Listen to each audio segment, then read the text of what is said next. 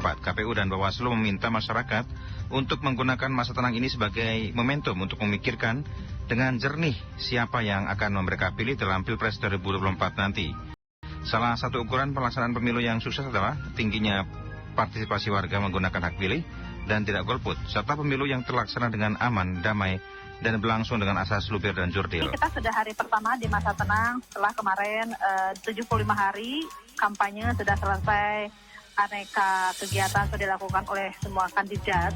Nah di sini untuk menyikapi hari tenang tadi sudah disampaikan oleh Mas Yuniar ya, ini dengan Mas Yuniar terkait bagaimana bahwa penyelenggara pemilu, Bawaslu, KPU, bahkan DKPP itu semuanya bisa menghimbau masyarakat, penyelenggara serta masyarakat dan peserta pemilu itu harus taat kepada aturan. Karena ini bukan hanya tugas semata-mata, bukan hanya tugas penyelenggara pemilu, tetapi dari pemerintah juga untuk bisa meningkatkan, menumbuhkan kesadaran bahwa masa tenang ini harus benar-benar clear, betul-betul clear, tidak boleh ada sebaran APK dimanapun, bahkan kegiatan kampanye pun tidak boleh.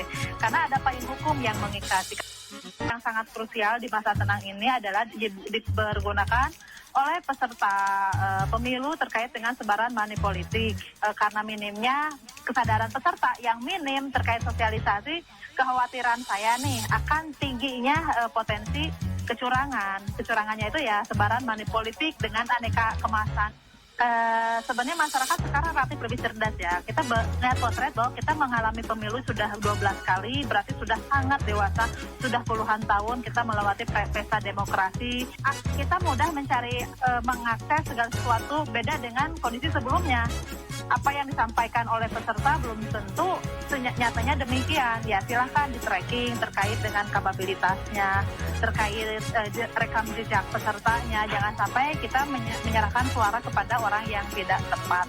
Ya jadilah pemilih yang cerdas, jadi pemilih yang rasional, bukan pemilih yang emosional. Ya mudah-mudahan ya harapan saya sih kita harus tetap positif thinking ya terkait dengan segala dinamika politik yang sekarang. Saya menghimbau pemerintah, masyarakat, semua elemen, mari kita kawal proses pesta demokrasi ini secara baik. Sebagai masyarakat jadilah pemilih yang cerdas, yang rasionis, berpikir jernih. Nih, mungkin ada aturan hukum yang mau saya sampaikan ya terkait dengan sebaran money politik yang membagikan dan yang mendapatkan itu akan ada ancaman pidana sebanyak selama 4 tahun dengan denda finansial sebanyak 48 juta. Nah itu bentuk payung hukumnya. Baik di Bawaslu, di KPU itu termuat secara sinkron.